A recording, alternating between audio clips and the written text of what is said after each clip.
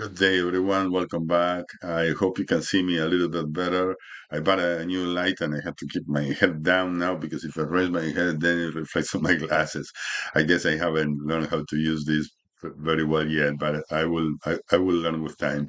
Anyway, today I'm going to get my crystal ball and tell you how much you have to save for retirement. And I'm saying that I'm going to get it with my crystal ball because I imagine that's what everybody else is doing. People tell you that you have to save $1 million for retirement, or the 20 times your income, or save enough to replace 70% of your income, or a bunch of figures. I have no idea where they're coming from. But what I'm going to share with you is what I do with my clients, because there is only one person that knows how much you need to save for retirement, and that person happens to be you. And before knowing how much you need to save for retirement, you need to know how much you will spend at retirement. So then we can know the rest. And this is what I do with my clients. I organize a document. This is simple. It's just a monthly budget, and I ask them to run two of them side by side. One now while they're working and earning money, and see how much money they spend. And then right beside it, another one thinking of how it's going to look like at retirement, which expenses will remain at retirement. There are going to be new expenses, or are going to spend more money, or spend less money. Let's see how it works.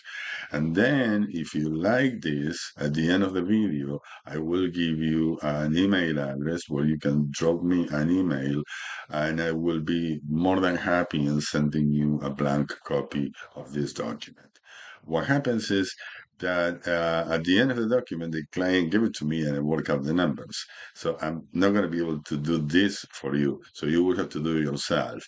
So what I did is I added another section at the bottom of the document to show you how you run that portion. It's not that difficult. Let's see. Let me show you how it works.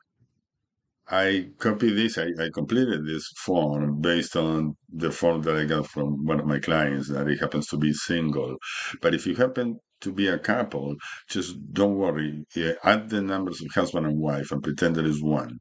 Because what happens is when it comes to retirement, first of all, the expenses that you will incur every month is going to be one for both of you as the family expenses.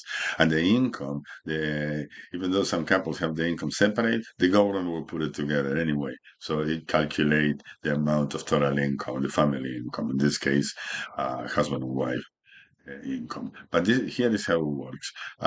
This is just a personal budget, and it goes section by section, area by area. It's a housing area.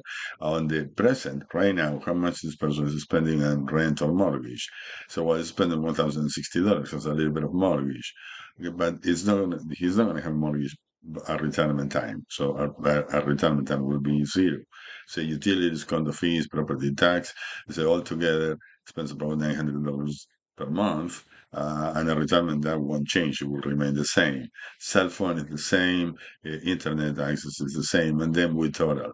And each section we do the same. We look at how much money we spend every month, and how much money you're spending now, and then how much will be a retirement. For example, here in transportation, we're looking at parking. This person spends $250 in parking because it's working, but a retirement is not going to have any parking expenses. Okay, and you go on until and you total each and every section. And when you get to the end, and everything that you do on a yearly basis, you just divide it in 12. For example, if you take a vacation, one vacation per year that you spend $3,000, you just enter $250 per month, and that'll do. Well, in this case, this person will have is spending now $5,180 and will need a retirement 2,970, almost $3,000. So what do we do from here? This is not the money that they need. This is the money they need, but this is not the money they need to save because he will have pensions. Old age security is the first pension that we will have at age 65. And old age security, this is the part that I added to the document. This is the part that I do for my clients. You will have to do yourself. All the security works on a maximum. For June 2022, the maximum is $648.67. So what do we do? And it's based on 40 years of Canadian residency, 40 full years of Canadian residency. This is what the government measures. Okay, so this is what you do. You get 648.67, you divide it in 40, and if you live less than 40 years in Canada between age 18 and 65, then you multiply that times that number of years. In this case, this person lived for 30 years in Canada, so it would be 648.67 divided 40 times 30 is 486.50. That's what we'll receive from all age security. Then we look at Canada Pension Plan. Canada Pension Plan, we need to see how much you will receive from Canada Pension Plan at the age that you will be retiring, either 60, 65, or 70, or anywhere in between. So if the statement of contributions Canada Pension Plan will give you those three ages. So you can either calculate if you plan to retire in between those ages, or you can ask Canada Pension Plan called Service Canada and ask them for a pension estimate at a particular age, and they will send it to you. There's a form to do that, and Service Canada can guide you with. And if you don't know how the statement of contributions work, I have a video called the statement of contributions. Just take a look at that, and you will see how to access your own statement of contributions, how to get into Canada Pension Plan and get your own numbers. And then we may have another type of income, any other income. In this case, I'm using an employer pension as an example. But this other income, it can be rental income, it can be any other income that you had to declare on your income tax, except your employment income, which is treated differently. And then we will add that into the 2970. So, now at this point, you have to be careful because if you don't have any other income here, if you don't have this $950 here, you have zero income here, no employer pension, nothing, no income at all, then make sure that the all day security and the Canada Pension Plan total at least, if you have both, the total at least 17, $1,800 per month, because this is what you will be getting. And if you have any other income, then it's going to be different. But then enter the numbers that you have. But if there is no other income here, make sure that you pump up this number here, that when you add it to the Canada Pension Plan, you will end up having about 17, $1,800 per month. And you will be very, very, very close to the real number. So what do we do with these numbers? We deduct them. We deduct them from this total here, because this is the total amount of money that you need at retirement. So then this is what the government is going to pay you. So we deduct this money. And in this case, this guy ended up with $566 per month that will need it from his own savings. So what do we do then?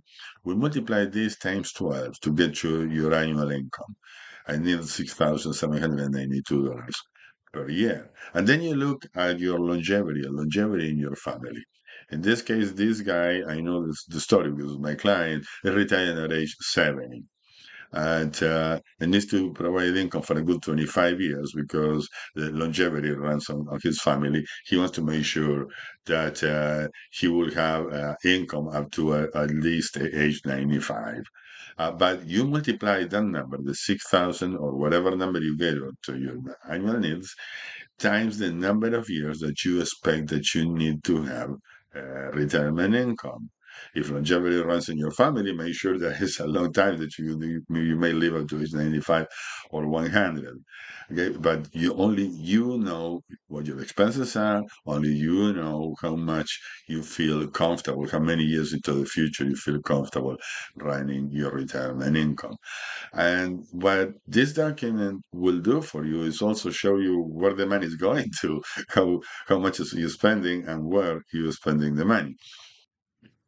I hope you find it interesting. And if you like to have a copy, if you like to receive a copy of a blank document, just send me an email to the email address on the screen, and I will be more than happy on sending a copy to you. And up to today we talk about how much you need to save for retirement. In the next video, I will tell you how to invest that money. We always talk about RRSPs and tax-free savings accounts, but what if you don't want to invest in RRSPs or tax-free savings accounts?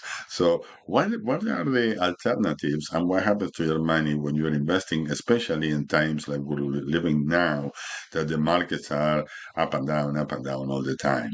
So this will be very interesting. So make sure that you subscribe, that you're not going to miss any future videos. You're going to help me a lot. And if you give me a like, I will, the thumbs up, I will really, really appreciate it, guys. Other than that, thank you for watching. I appreciate your time, and I will see you in the next video.